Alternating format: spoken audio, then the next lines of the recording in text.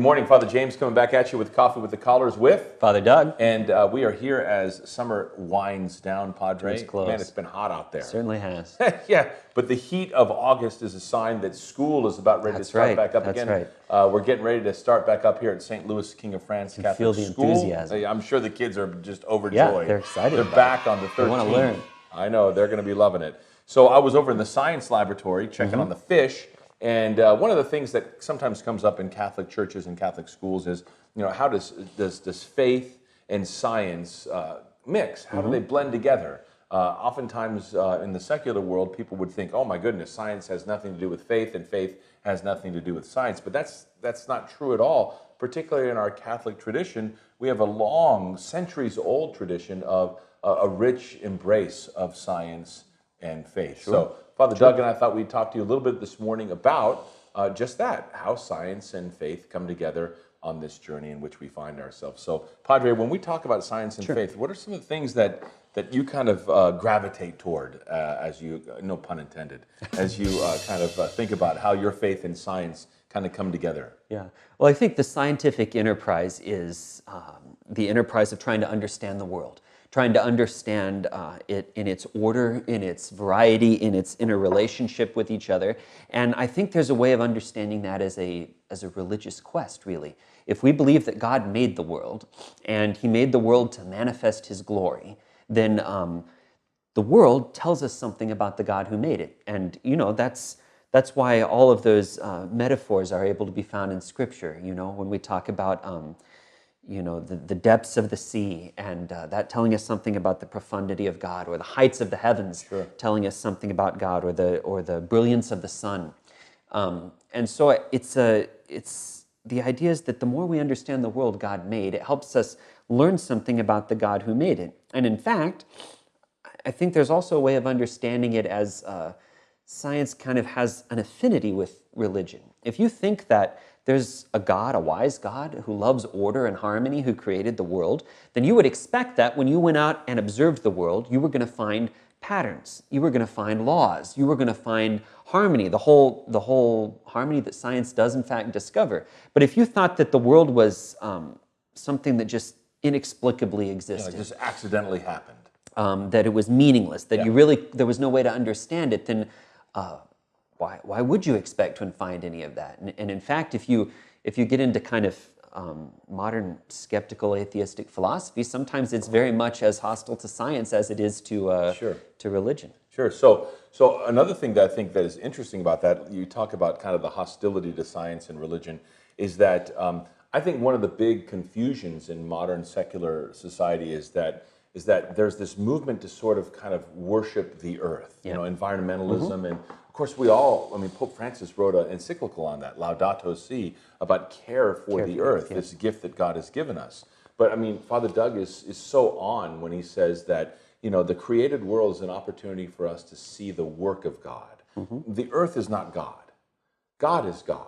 But the earth and the solar system and the cosmos, these are the things that God created. And so when we come into contact with the things that God created, it gives us a chance to know God, as you say. So I think if we look at it in that way, then as the Church has indicated over a number of centuries now, as kind of something that protects science and wants to really embrace science, then it should open us up to studying everything. We should be interested in studying all science, because the science isn't God.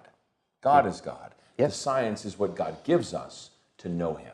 Yeah, and I think in the Catholic intellectual tradition, there's a kind of fearlessness about that. We're not nervous that if we start studying science too much, we're going to somehow find that it contradicts what God has told us, and that we believe by faith. Because if God is the truth, and if He can't lie, then what He tells us, the truth He gives us, it might be higher than the truth we can find out on our own, but it's not going to contradict the truth we can find out on our own. And that's where I think a lot of the anxiety comes in. People think that science has somehow debunked religion, or that it will debunk religion, or will in the point, future, right? And a lot of that comes because people have some misunderstandings, or they don't have the intellectual tools that they need to sort through apparent contradictions. Just to maybe take one example, sometimes the geologists tell us that and the biologists tell us about the kind of evolutionary history of life going back through millions of years. But doesn't Genesis give us a different picture? It doesn't seem like the earth is all that old if you add some of those things up. And is the order right? I mean, the birds on the 5th day before the land animals on the 6th day, they've got a different order in the fossil record. So what's that all about? And, that's an apparent contradiction. But that contradiction resolves as soon as we really understand what science is telling us and we really understand what faith is telling us. And when we understand that those accounts in Genesis are not modern science textbooks or modern history textbooks. Yeah, they're theology documents written for people of faith to bolster their faith. Yeah, they're teaching us truths, even truths about stuff that really happened in our history. The creation of our world, the sin of our first parents.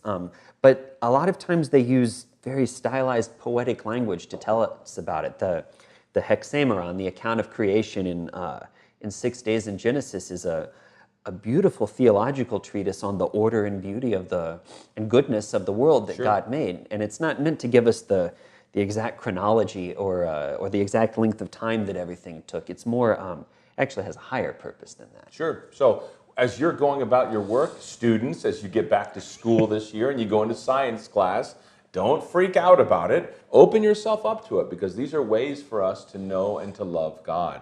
One of the things that I'm so grateful to God for is the creation of banana nut bread.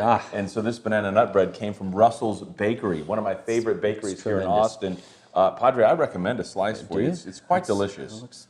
So we're exploring the generosity of God as we explore this banana nut bread. The goodness of creation. Yeah, thanks for joining us on Coffee with the Callers, and we look forward to seeing you on Sunday. Good luck, kids, in your science classes this year.